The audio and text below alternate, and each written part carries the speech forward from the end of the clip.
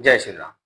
धनु राशि के जातकों साप्ताहिक राशिफल 18 जनवरी से 24 जनवरी तक कैसा रहने वाला है आपके लिए, आइए इसको जानते हैं चंद्रमा के गोचर के आधार पर। इस हफ्ते की शुरुआत में अगर आप देखें, राशि का मालिक गुरु राशि को देख रहा है। दूसरे घर के अंदर उच्च का मंगल है, लाभ का स्वामी शुक्र है, भाग्य का स्वामी सूर्य है, कर्म के मालिक बुध है और सारे प्लेनेट कहाँ हैं? दूसरे घर। तो दूसरा घर किसका है? धन का। यानी ये प्लेनेट धन से संबंधित स्थिति को स्ट्रॉन्ग कर रहे हैं। बहुत बार तरक्की हो रही है, प्रमोशन हो रहा है, फायदा मिल रहा है। आपकी बोलचाल से, आपके नियमों से, आपकी वाणी से प्रभावित होकर लोग बाग आपके साथ जुड़ रहे हैं या आपको फायदा दे रहे हैं। अब वहां पर चंद्रमा का गोचर हो गया है। 18, 19 और 20 तारीख के अंदर चंद्रमा का गोचर है, दूसरे घर के अंदर ही है। अब दूसरे घर में है और ऑलरेडी प्लेनेट वहां बैठे हुए, यानी धन से संबंधित कुछ स्थितियां यहाँ हो रही है।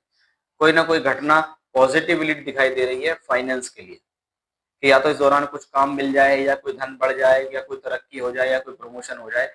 ऐसी कुछ चीजें इस चंद्रमा से यहाँ दिखाई देती हैं। अब ये चंद्रमा दूसरे घर में सूर्य के साथ भी है, तो व्यर्थ की सोच और नेगेटिविटी से बचना है, व्यर्थ के लोगों से बचना है, बोलचाल पर ध्यान रखना है, वाणी पर विराम देना है, सोच समझकर खान पीन, सोच समझकर बोलना, इस बात का ध्यान रखें, तो भी ये स्थिति आपके लिए पॉजिटिव बनेगी।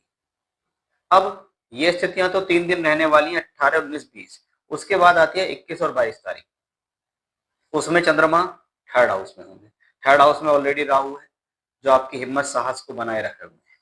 थर्ड हाउस में चंद्रमा भी चले जाएंगे, कम्युनिकेशंस के भाव में चले जाएंगे। यानी इसको हम एक क्रिएटिविटी या कम्युनिकेशंस भी कह सकते हैं, या कुछ नया करके फायदा लेने का भी योग कह सकते हैं।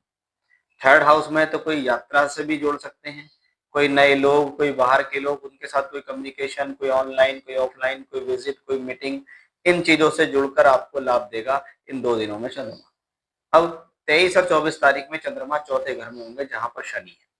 अब ये शनि चंद्र का योग भी बनेगा, क्योंकि आपको शनि की ढैया भी चल रही है, तो थोड़ा सा आपके मन को नेगेटिव कर सकता है। किस वे में?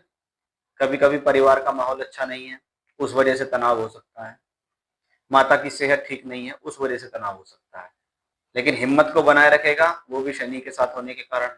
दूसरे घर के मालिक ग्रह हैं शनि, वो वहां बैठे हुए हैं, चंद्रमा वहां गोचर कर रहा है। यानी ये स्थिति धन के लिए ठीक है, लेकिन अपने विचारों को स्थिर रखें, नेगेटिविटी से बचें, व्यर्थ के ख्यालात, व्यर्थ की सोच से आपको बचना है। बस इस बात का ध्यान इस हफ्ते रखना होगा। जय श्री राम।